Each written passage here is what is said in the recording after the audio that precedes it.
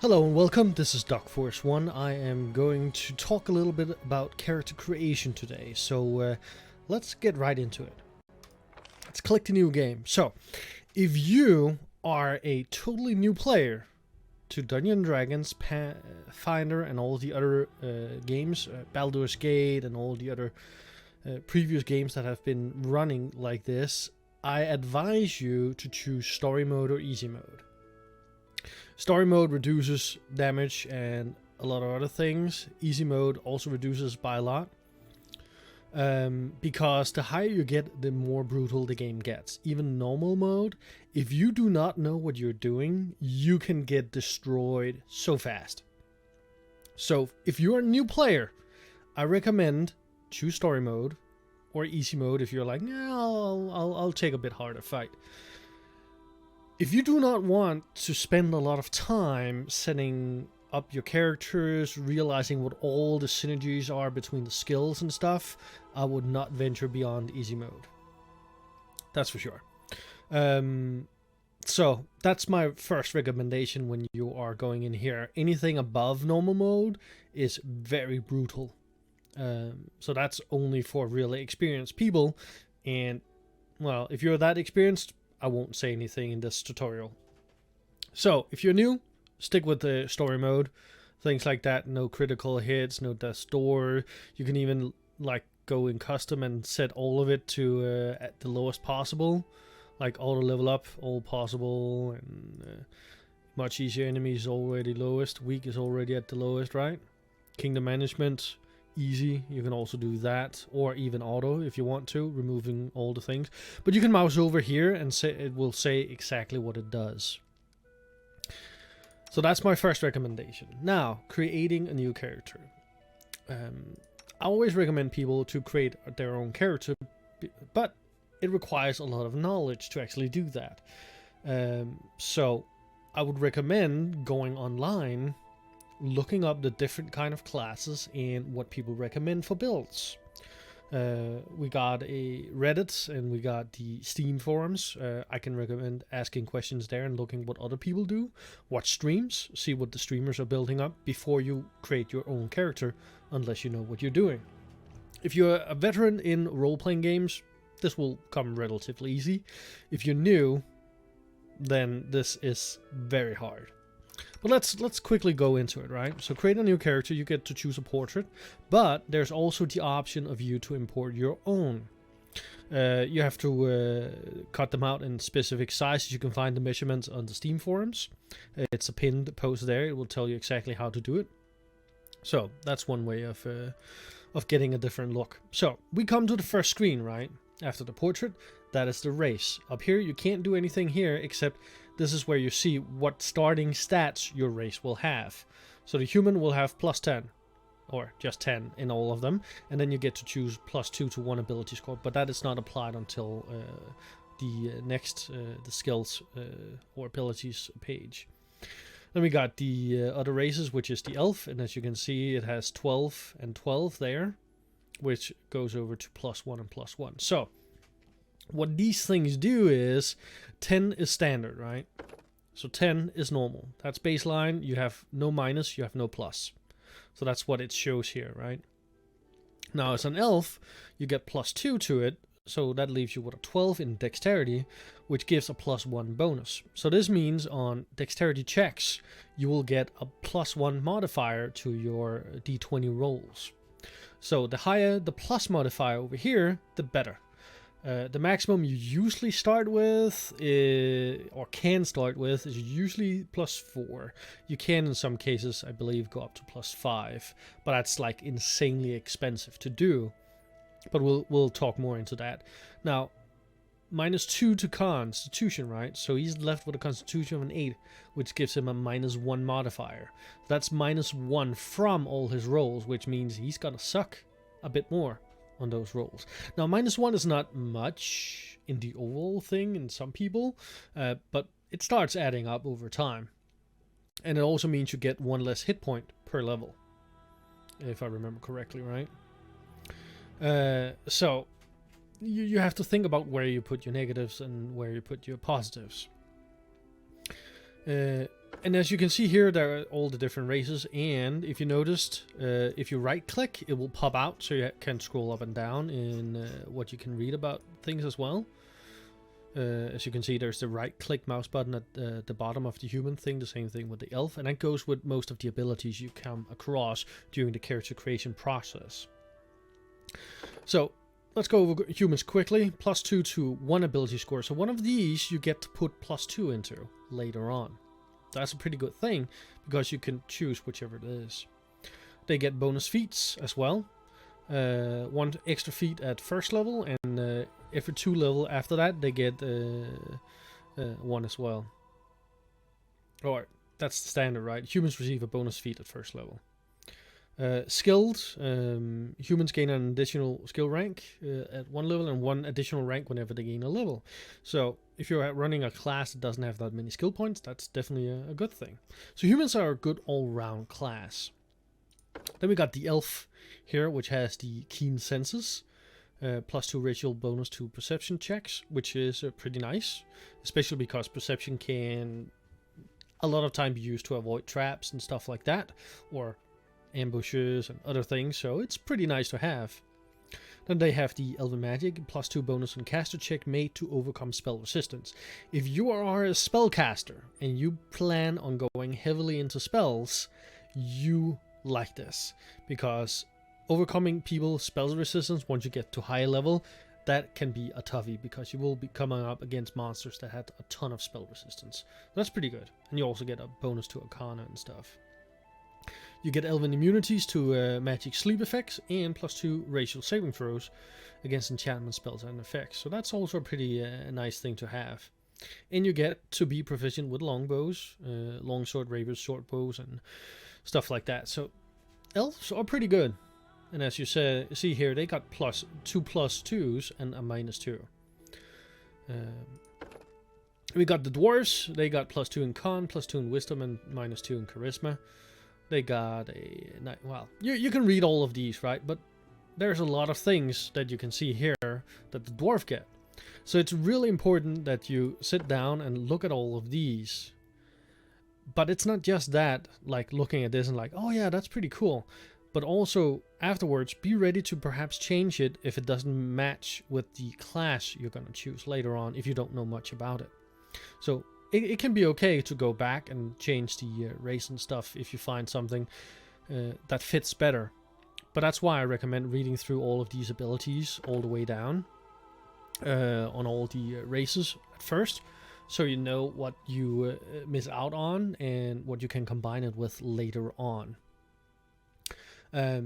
So we got the standard races we always see. We got half elf, half orc, and we got Aasimar, which we don't see that often as a player character in standard games like this. So it's a celestial or outsider and stuff like that, and it got a few nice things as well. But I'll leave that to you. Then you can choose gender here. You got 3 body types. You can see 1 of 3. Face there, hairstyle, and there's some beards. So I kind of like having big beards, so that's pretty cool. You can choose left hand or right hand, which I think is pretty cool. That's not standard, that's for sure. So that's a little bit about races. I won't go into the details and stuff. More give you a like overview. And then you go into class. So here we got all the classes, and then we got all these special classes, which is something you can choose later on. So if you look at this arcane trickster here, prerequisites, right? Triggery 4, mobility 4, sneak attack 2, ability to cast arcane spell at 2nd level spells, and knowledge arcana 4. So those are prerequisites. You can choose those later in the game once you level up, but it requires you to have those skills. And the same goes for all the other ones. They list what they require, right? And you can't really see much about what you are getting out of them. So you can't really plan on them here. I would suggest going on the wiki online and look them up there instead and read more about them and what you can do.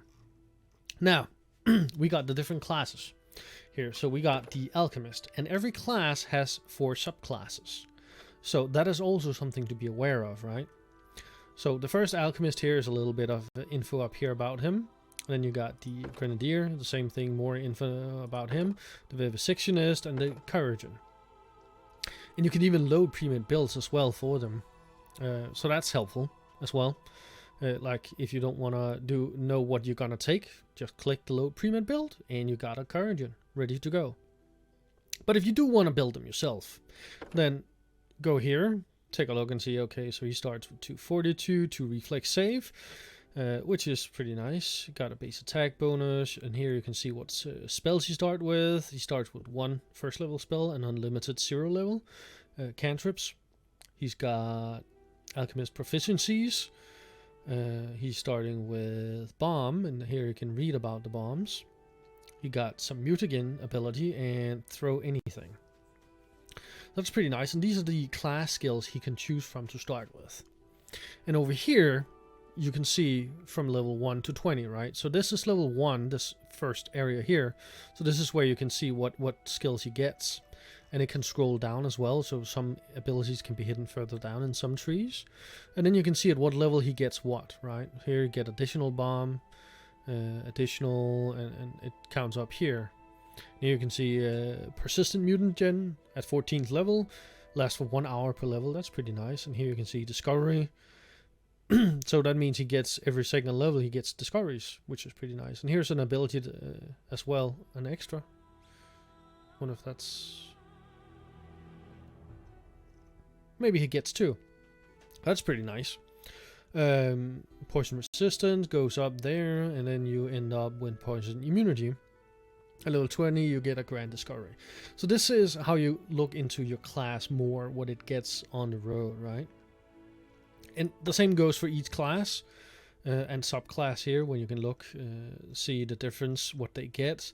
Vulnerable Rager. So I really recommend you finding something that from the text sounds really good to you, and then look at this. But don't set yourself up to say, oh, this is me right here, because there are more choices you need to make on the next few screens that can affect your choice if you don't know what is on the other side. So again, be flexible, be willing to go back and say, nah, it's probably not the class, go back, choose another one. But this goes for all the classes down, and let's just take a wizard. Gonna build a standard wizard right now. So let's see here. He starts only with 2 will save. If you can remember from the Alchemist, he had 2 fortitude and 2 reflex. So that's pretty good compared to this guy. On the other hand, the wizard starts weak, but he's getting immensely strong in the end. And here you can again see all the skills, and these are the same over here. He starts with, or abilities, features, and abilities. And there's not much to see here. It's just basically bonus feat, bonus feat, bonus feat, and that's it for him. Nothing more.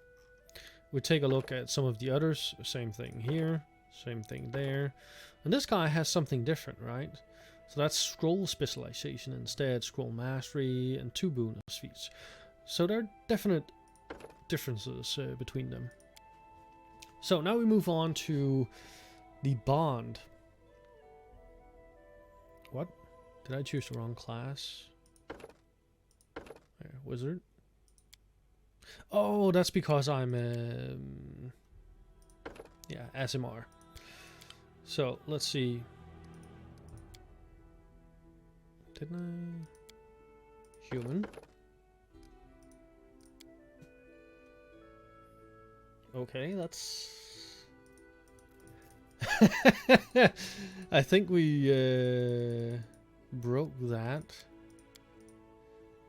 I think we broke the game, so let's create a new character again. Yeah, that's a bug, I think. So let's see here. There we go. So, school. I like to choose the Universalist, so you don't have to avoid any of the other spell schools. I like to have all my spells. But basically this page here is like, okay, you choose your specialist, and then it comes up with some bonuses and stuff. You gain resistance 5 if you choose specialist school abjuration. But opposition school means you have to choose some to be opposite.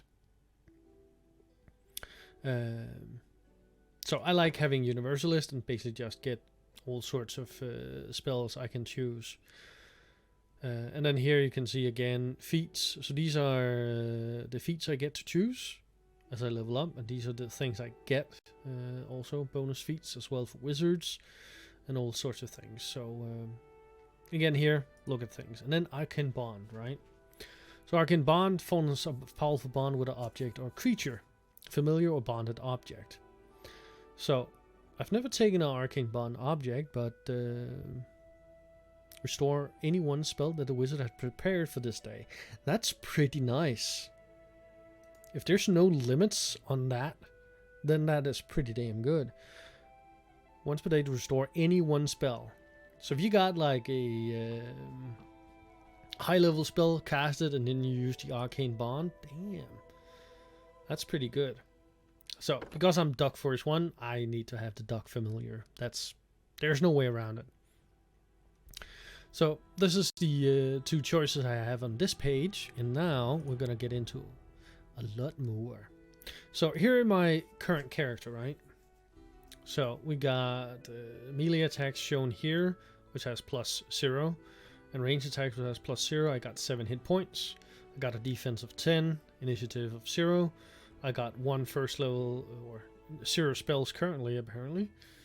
But it will go up, and here are my armor class and saving throws currently.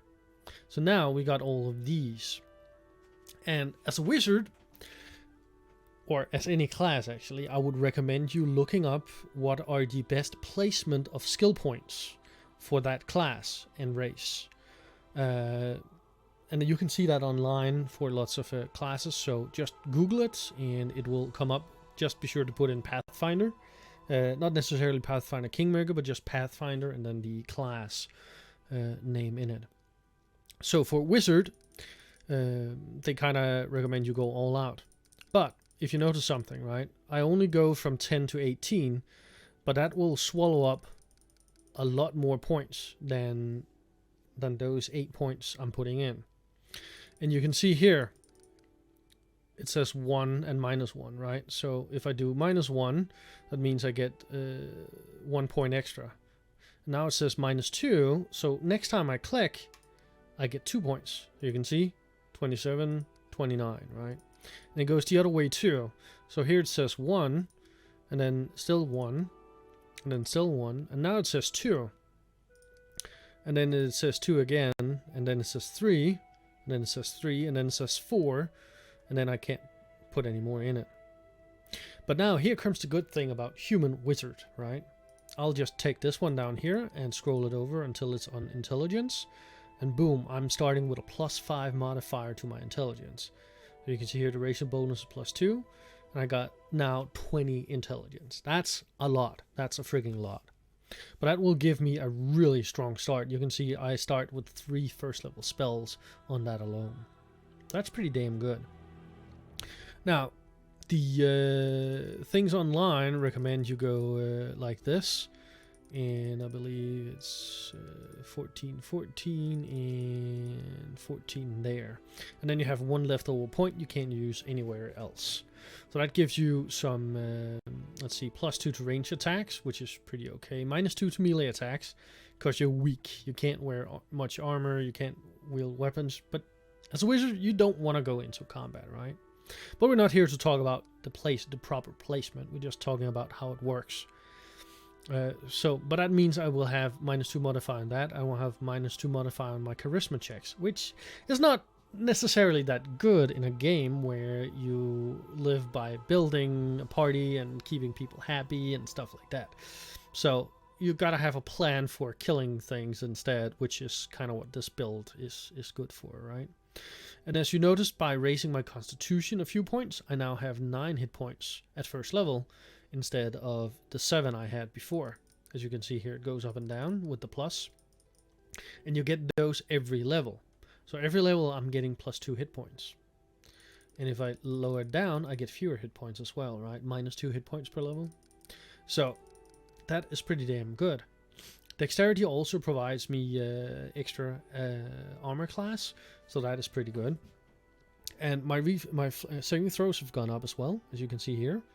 So that's pretty good. My initiative is now +2 because of my dexterity.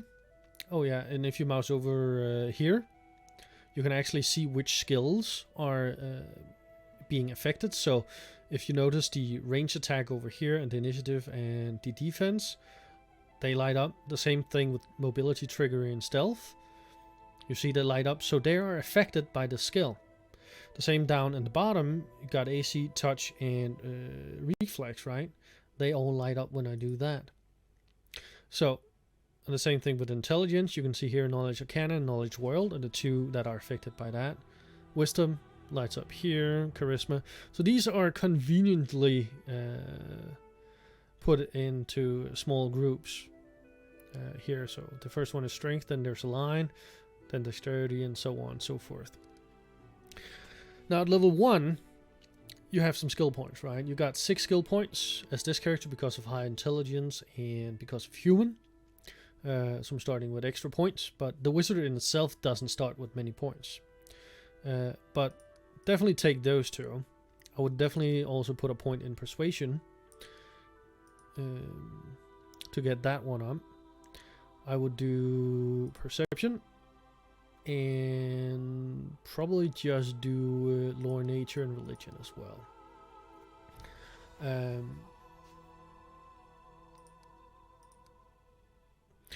So these are my known skills, and those are useful when doing knowledge checks and perception to be more perceptive, of course, and of course persuasion to help a little bit offset my charisma, which is bad here. So these are the ability scores, a little bit about their work. If you want to learn more, just mouse over them and you can see more what they apply to. Like strength is if you want to really go into and hitting stuff and doing damage, dexterity to avoid things or range attacks, constitution more to saving throws and stuff like that. Intelligence is more for spell casting and knowledges. The same with wisdom, so spell casting and knowledges, but the other kinds. And then charisma is also for spell casting for some things and for winning people over and stuff. So pretty nice things, but again, go read some guides if you don't know what to do, or prepare to spend a lot of time reading all of this. Now we come to this one. This is huge. Choose abilities. So we got 3 feats we need to choose. So we got the wizard bonus feat here. We got the 2 feats I have. So here it has 2 in green, right? And you can see down here recommended feature. That one turns them off. This one shows only the recommended. This shows the useful features, and this shows the non-recommended. So let's look at these 2. Point blank shot. I'm guessing that's because I'm an elf. It says okay. I don't know if this applies on ranged attack or touch attacks, ranged touch attacks, but something to be aware of. Spell focus though. Add +1 to the difficulty class in game spell from the school of magic you select.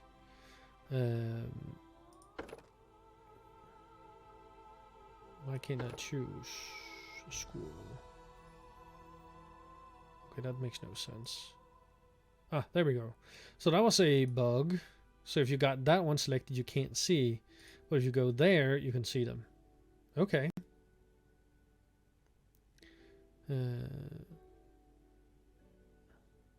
Why can't I choose Universalist? Okay, I couldn't. Fair enough. I was like, what? That made no sense. Can I unchoose? Thank you. Oh, I could choose it multiple times? Okay, that's weird.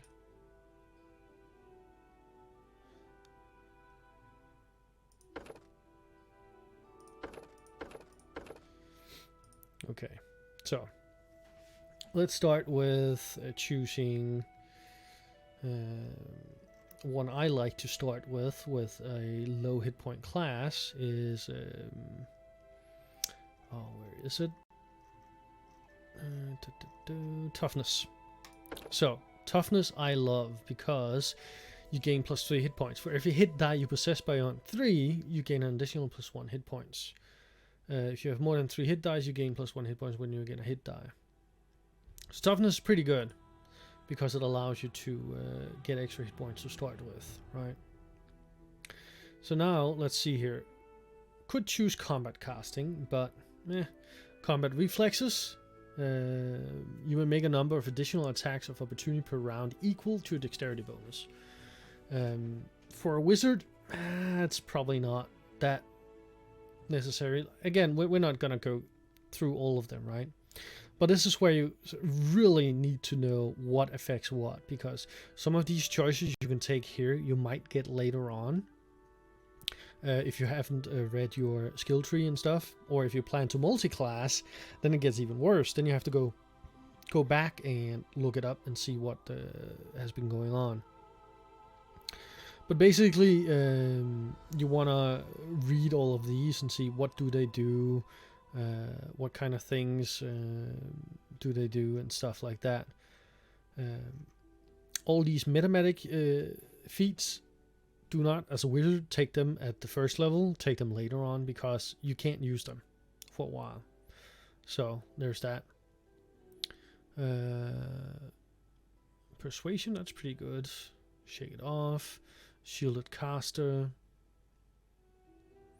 Cover you while you... So these, once you start building your parties, abilities like this can be really good to have if you got some party members that can do that.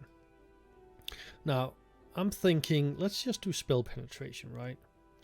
There, and then let's choose for the last one. Great spell penetration. So boom, we got a lot of spell penetration. Might be a little bit too early, but who cares? So this is most of our character already created. Now we need to choose spells. These are your 0 level spells. You can cast them at will, and no need to choose more. And these are all the spells I get to choose. So 3, 6, 7, 8. So that's pretty good, right? For starters, you will want some AoE spells. So let's see if we got anything that is good for AoE. Let's see, ear-piercing scream. No. So here you can see what it does. This is a cone, right? All creatures within a 15-foot cone. But that means the red one here shows enemies, and the blue one all means your friends. So it will target friends and enemies. So beware of that when you choose that one.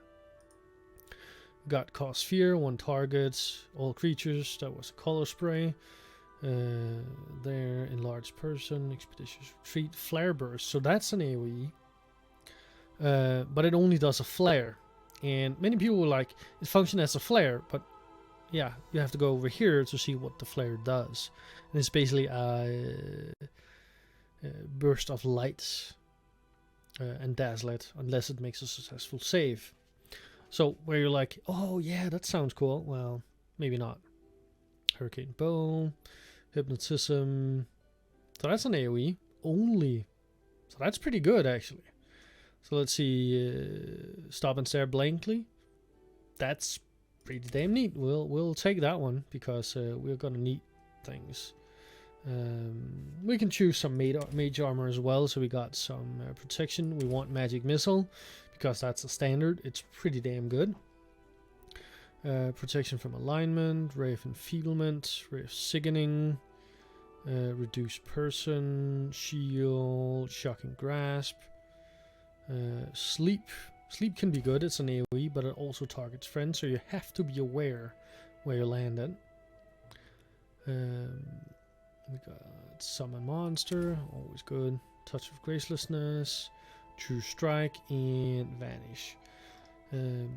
So from all of this, I'll take the burning hands and probably take enlarged person as a buff. And let's see, hurricane bow does what? Any arrow fired from movement or carrying? Meh. Enfeeblement.